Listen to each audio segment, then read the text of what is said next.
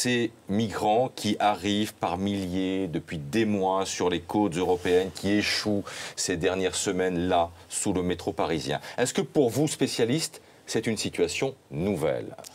Pas nécessairement, parce que des migrants, des flux migratoires, c'est aussi vieux que le monde.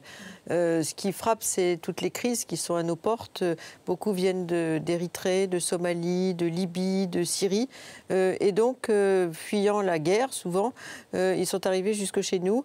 Et parfois, ils veulent d'ailleurs aller ailleurs. Ils veulent aller en Angleterre, ils veulent aller dans d'autres pays du nord de l'Europe, par exemple. Hier, je lisais le témoignage d'un d'entre eux qui avait le rêve d'arriver en Norvège. Donc là, ils ont trouvé, ils savent qu'il y a d'autres copains, si j'ose dire. Souvent, ils sont très jeunes.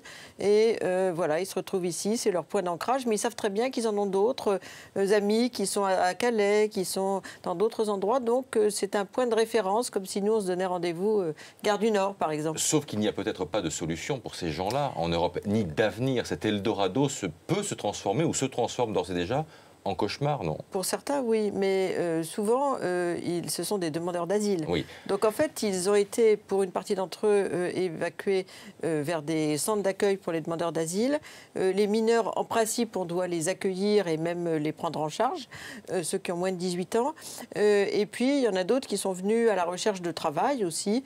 Et il y a du travail dans tous les pays européens, mais ailleurs, il y a des travaux que les gens ne veulent pas faire de façon irrégulière. Et donc, certains arriveront à s'insérer aussi dans ces niches, en France ou ailleurs en Europe. Vous dites en France aussi? En France aussi, il y a des tas de métiers. Si vous prenez le métro à 6 h du matin, il y a des quantités de gens qui ne sont pas blancs et qui travaillent dans des métiers que les gens ne veulent pas prendre. Pourquoi un certain nombre de ces hommes et ces femmes refusent de demander l'asile? Parce que souvent, ils ont de la famille ailleurs ou des proches ailleurs.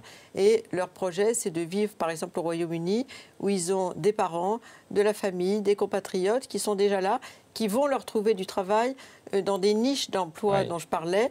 Et aussi au Royaume-Uni, une fois qu'on a réussi à entrer, ce qui est difficile, mais on peut toujours demander l'asile, en fait, il n'y a pas de contrôle d'identité.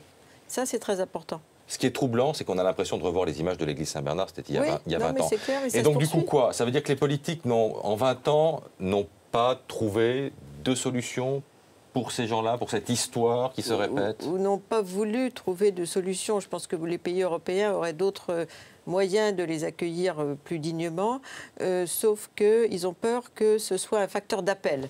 Pour vous, ce ne serait pas le cas? Pas nécessairement, parce qu'il n'y a que 3,1% de migrants internationaux, donc ce n'est pas beaucoup compte tenu de tous les drames qu'il y a dans le monde.